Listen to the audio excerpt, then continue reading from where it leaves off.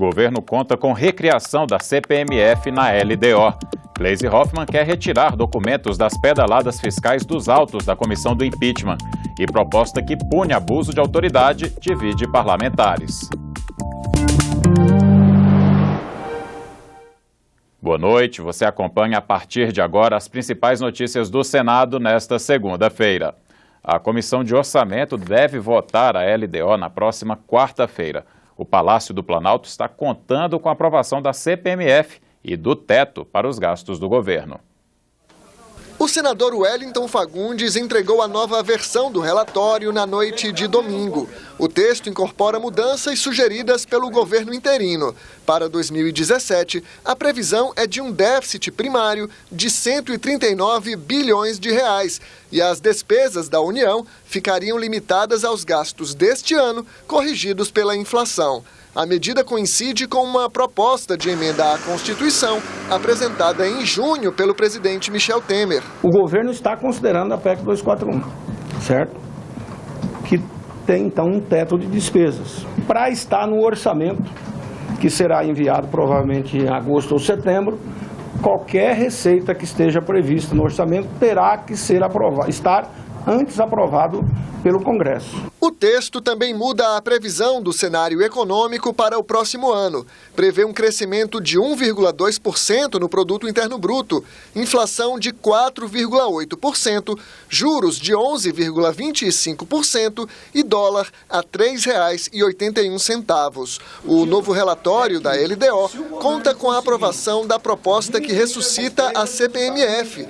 Mas, segundo o relator, o governo só deve trabalhar pela votação da medida após a decisão final do Senado sobre o processo de impeachment da presidente afastada Dilma Rousseff. A CPMF é uma forma de arrecadação eficaz. Está provado que ela é extremamente eficaz. Agora, se o governo vai mandar e se o Congresso vai aprovar, eu não posso. O relator incluiu ainda um artigo para garantir investimento mínimo em infraestrutura. Terá que ter o mínimo do investimento do ano de 2016 mais a correção. Ou seja, nós estamos forçando a barra para que o governo economize no custeio e invista. Wellington Fagundes defende a votação da LDO na Comissão Mista de Orçamento ainda esta semana, mas admite que a eleição do novo presidente da Câmara pode adiar a decisão pelo plenário do Congresso. Com a eleição na Câmara, que está marcado para quarta-feira às 19 horas, é muito difícil ter uma sessão do Congresso. Então, o que eu vejo hoje como uma tendência é a aprovação na comissão e nós precisamos aprovar na comissão. Aí, plenário, eu acredito que depois do recesso branco. A senadora Gleisi Hoffmann apresentou 2 requerimentos à Comissão Especial do Impeachment. Um deles solicita que seja realizada uma sessão extraordinária para ouvir o procurador do Ministério Público Federal, Ivan Cláudio Marques, antes da apresentação do relatório do senador Antônio Anastasia.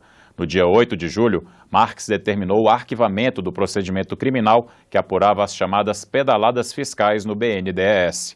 O outro documento pede que sejam retirados dos autos da comissão as supostas provas relativas às pedaladas fiscais do Plano Safra 2015, uma vez que elas não foram consideradas crime de responsabilidade pelo Ministério Público e pela perícia do Senado. O projeto que pune o abuso de autoridade está em análise na comissão que regulamenta a Constituição Federal. A proposta divide opiniões no Senado. Alguns parlamentares consideram que o momento não é adequado para a votação. A lei que trata do assunto é de 1965 e desde 2009 tramita no Congresso uma proposta para atualizar essa legislação. O objetivo é coibir excessos na ação de autoridades. O Senado recriou uma comissão para analisar a proposta. O projeto prevê punições para as seguintes autoridades que cometerem abusos: agentes da administração pública e servidores públicos, membros do Poder Legislativo, do Judiciário e do Ministério Público. Serão considerados crimes cobrar multas sem o devido processo legal, ordenar prisão fora das hipóteses previstas em lei, não soltar o preso na data estipulada, Constranger o preso mediante violência e submetê-lo à curiosidade pública, usar algemas quando não há resistência e vazar diálogo de investigados com pessoas que, em razão da função, devem ter o sigilo resguardado. As autoridades estão sujeitas a pagamento de multas, perda do cargo e prisão por até 6 anos. Os ofendidos podem ainda pedir indenizações. O presidente do Senado quer que a matéria seja votada antes do recesso parlamentar. Eu não acho que o abuso de autoridade tenha tanta resistência. Há uma necessidade de nós atualizarmos essa lei, que é de 1965. Ela foi proposta por uma comissão criada pelo Supremo e desde 2009 não andou. Eu acho que é um momento de nós decidirmos, pelo menos aqui no Senado, até o dia 13, que é quando estaremos trabalhando com a ordem do dia. Mas senadores questionam se esse é o momento oportuno de colocar a matéria em votação. Eu nem vou negar que o projeto tem certas coisas interessantes que vem de antes da Lava Jato, bem antes. Mas trazer esse projeto neste momento acende uma luzinha amarela em qualquer um que considera que a Lava Jato é uma operação que o Brasil precisava desesperadamente e que tem que levar às últimas consequências. Discutir abuso de autoridade nesse momento certamente é colocar em dúvida o propósito, já que há aqueles que interpretarão como sinais de que queremos comprometer a Operação Lava Jato.